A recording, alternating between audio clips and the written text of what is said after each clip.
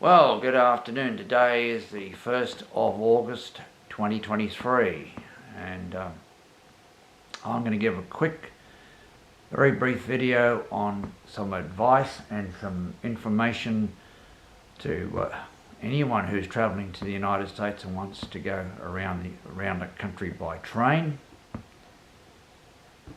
I've got one of my own movies there. It's actually from 2014 where my wife and I went to the United States and rode a number of good trains over there, by the way. But the advice I'd give right now is the USA Rail Pass that used to be a great way to get around the United States, and you could upgrade to a sleeper and get a roomette, which is the cheapest and best form of sleeping berth and cabin that you could get. No longer allows upgrades to sleeping berths.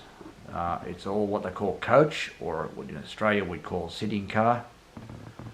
Absolute disaster in that sense.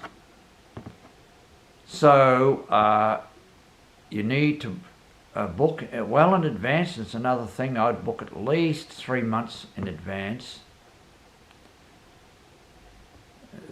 And sorry about the wavery, a little bit uneven sort of filming here, but it's just to get a background movie. As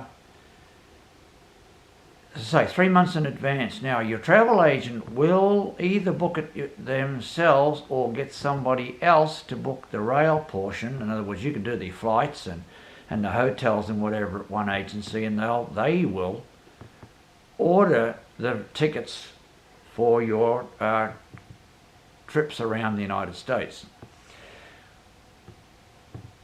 There is one thing that I always mention to people. Well, apart from booking 3 months in advance to make sure you can get sleeping berths, is what I call my 6-hour rule, I should say. That is to change trains from one service to another. Do not attempt to book anything under about 6 hours. That is to say, to any flight, any bus, or any other train. AMTRAK trains very often run quite late. Sunset Limit is one of the most notorious of them.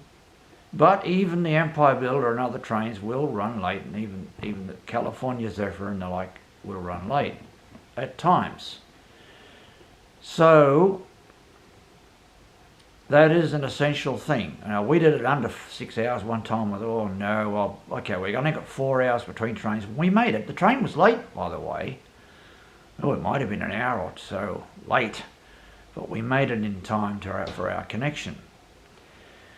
So those are the pieces of advice. Now, if you've only got a relatively brief, that's the California Railroad Museum, incidentally. If you've only got a brief time in the United States and you only want a couple of scenic train rides, perhaps there's an interesting sort of triangular shaped journey that you can take. You can go to San Francisco, for example, and take the train across to Galesburg, Illinois. Now then, that gets there in the morning, and in the evening, the same day, you can get the Southwest Chief and head off to Flagstaff, Arizona, where you'll stay overnight and get a bus up to the Grand Canyon. And the Grand Canyon Railway runs down, especially during summer and spring and all that, so main tourist season, runs down to Williams in Arizona. It's a good couple of hours trip. It's worthwhile taking. They have dome cars and the like on the train. There's either a bus or, in fact, I'm sure there is a bus at least once a day that comes back to Flagstaff. But anyhow, it's not that far. You can get a taxi across to Flagstaff and get the train into Los Angeles, and from there, if you spend a day or two, whatever you're intending to do in LA, continue up by train up the coast to San Francisco again, and that circular trip is over, and it's a couple of the most scenic train trips you can do anywhere in the United States. 3 quite scenic train trips. So I can't think of any other advice on the trips other than almost all of the western United States. When we're showing the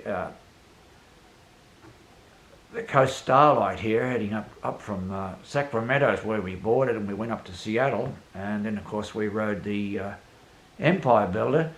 And I would recommend, if there's any rail enthusiasts here watching this, spend 24 hours in Essex, Montana, and you stay at the Isaac Walton Inn, which is a former Great Northern, I think, barracks. Now it's quite a nicely appointed hotel. And there's my wife in the dining car, say. And anyway, there would be many other journeys that could be discussed, but right now I won't. So I'll talk about other things later on another video. I'm going to do one on New Zealand at some point shortly, and so on. But I'm also going to, I've got a travel group, a world travel, or train and travel concepts and all that type of thing. I've got 7,500 members in that on Facebook. Now I will put a link underneath this video on YouTube so that you can go and have a look at my group and see if you'd like to join that. Free, of course. And we always welcome trip reports, travel suggestions, and related things. I don't want anything that's not related to travel. Okay, so people have tried to put on all sorts of stuff they think seniors or others might be interested in. Sorry, but we only want transport. So any airline trips you do, buses, trains, ferry trips, ships, that type of thing. Okay, so we'll stick with transport, and also urban transport if you recommend anything in particular cities, and so forth. So we'll leave it at that for now. So I would like some civil and polite comments and any discussion when you're finished with this. Thank you for viewing.